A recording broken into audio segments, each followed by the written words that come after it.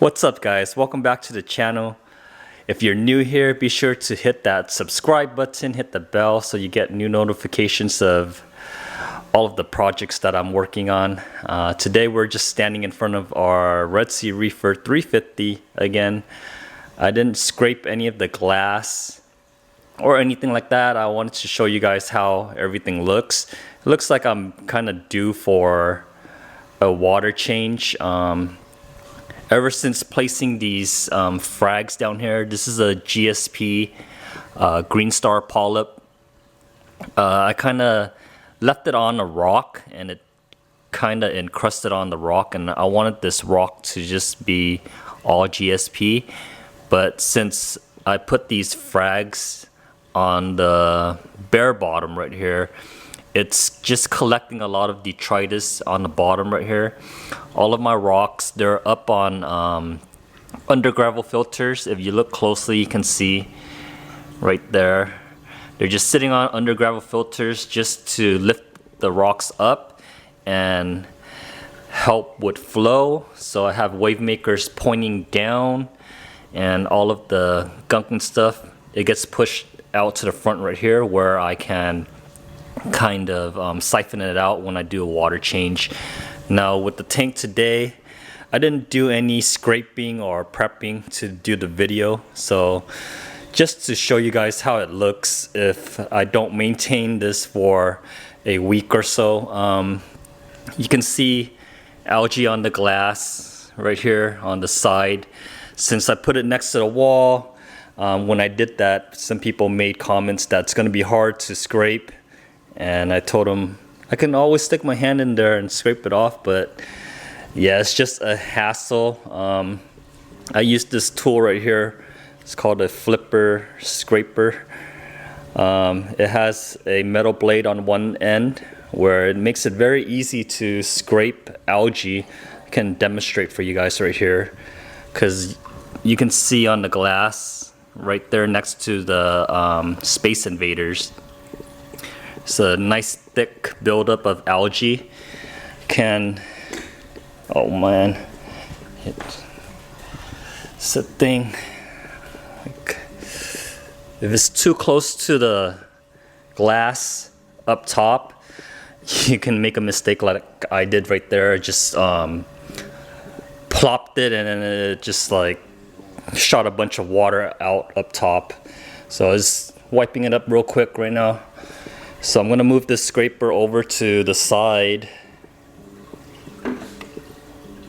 So, and I'll have it right there, and you can see how beneficial this scraper is.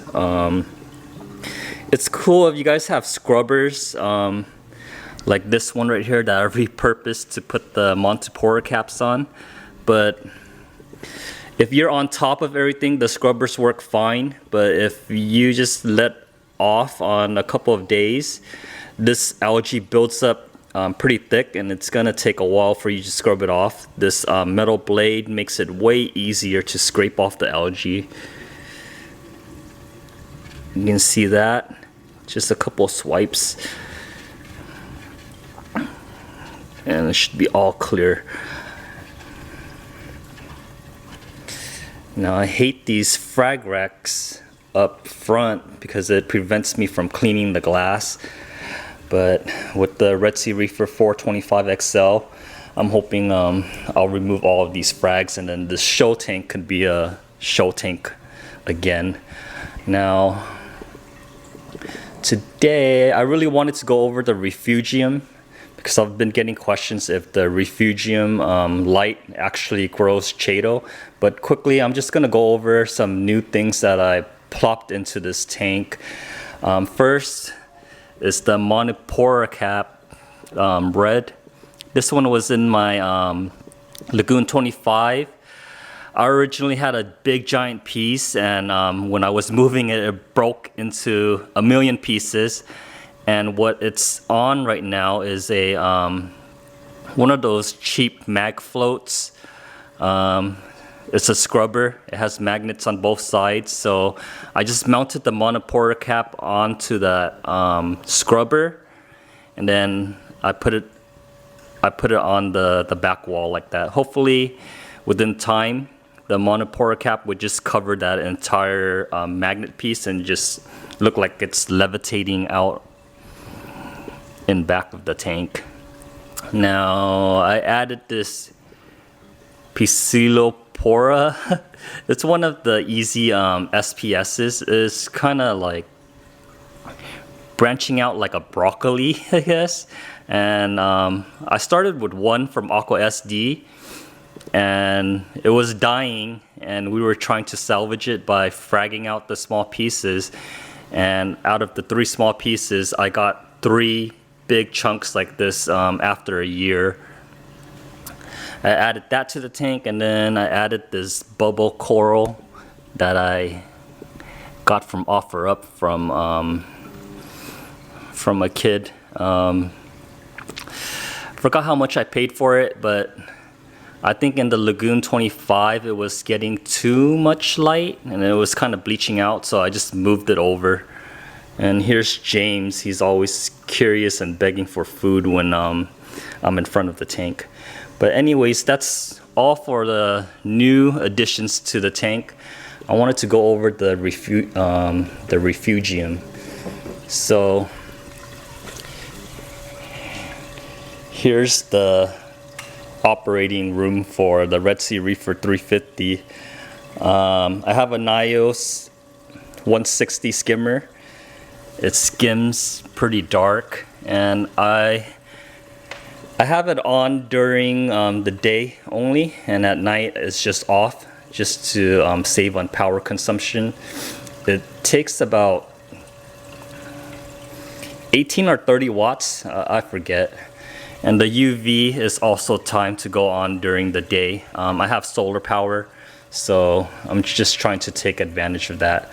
But I really wanted to focus on this ATO container. So originally, when you have a Red Sea Reefer system, they provide you with it looks like a rimless tank, but there's a little nipple in the back right there, and it connects to a float valve, and it's supposed to act as a auto top off. And you refill this with RODI water. So as the tank evaporates its water, this reservoir would just automatically top it off for you. But for me, I use a 16-gallon IKEA trash can in the back, and I have it hooked up to an electronic auto top off system. You can see down there the little float and the optical sensor.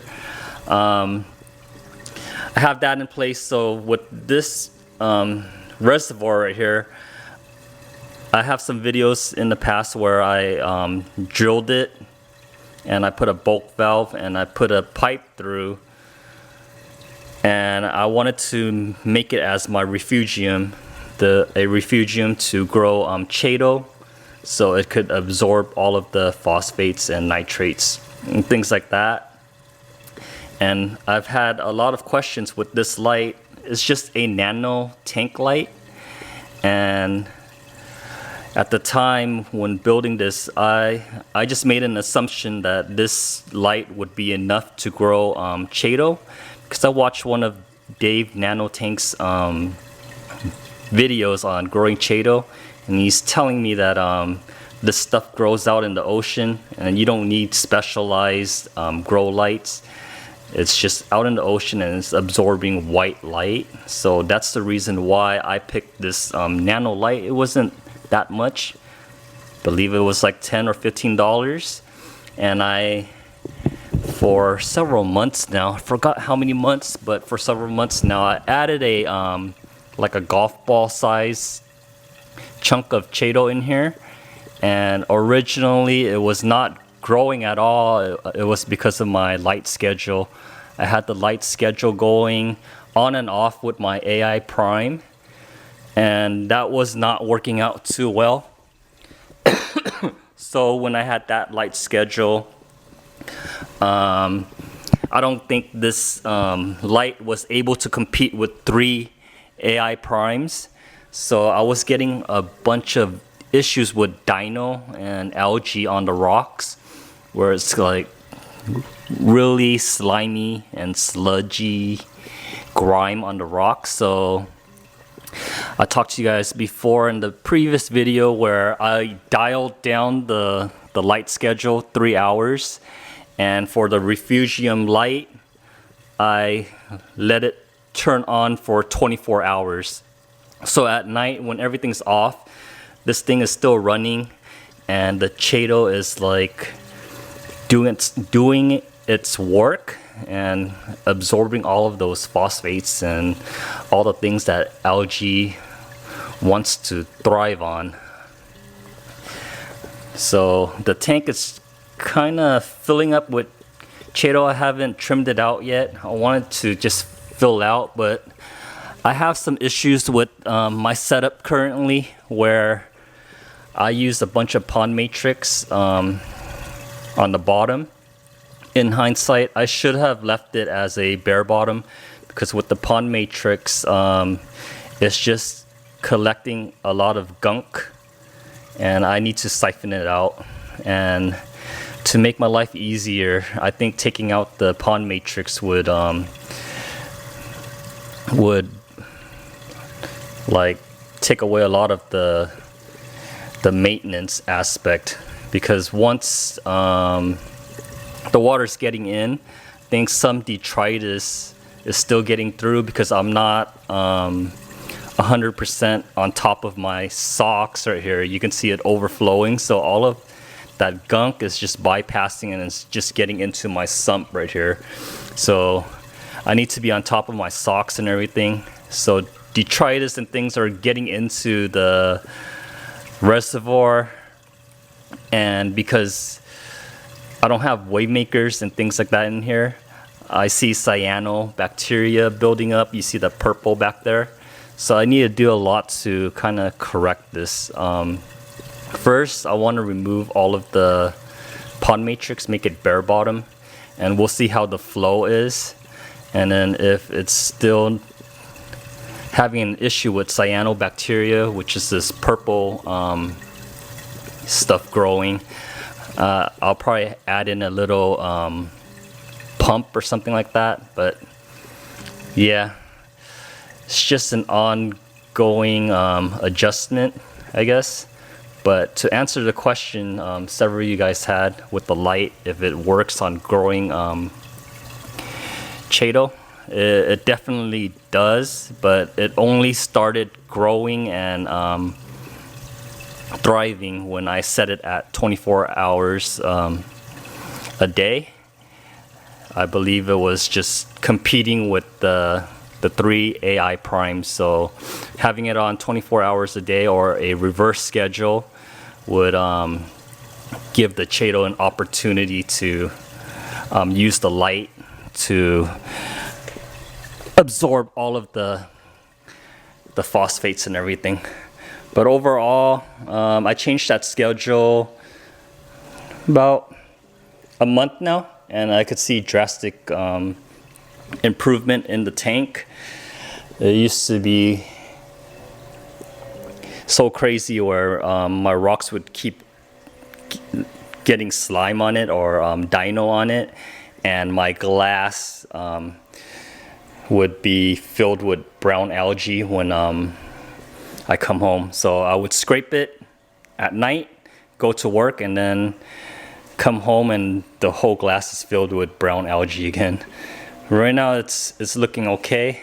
I'm due for a water change. I only do 1 bucket water changes, just enough to siphon out all of this detritus, and then I use the baster to blow on the rocks and everything to stir everything up, add in the 1 bucket, and everything's good to go again.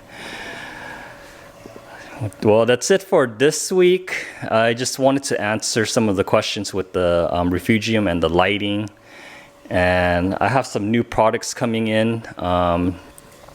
One of it is an algae scrubber, which I want to test out, because even with my schedule, you can still see this algae on the bare bottom right here.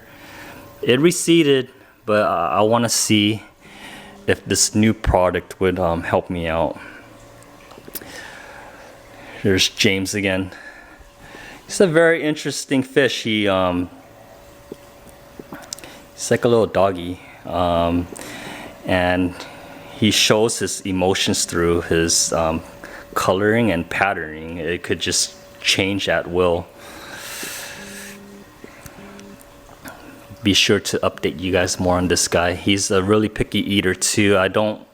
He doesn't eat pellets or anything like that, so I have to feed him frozen shrimp or ram's horn snails to keep his teeth in check. Well, that's it for this week. I hope you guys have a great weekend. Be sure to like, comment, and subscribe, and I'll catch you guys next week. Bye.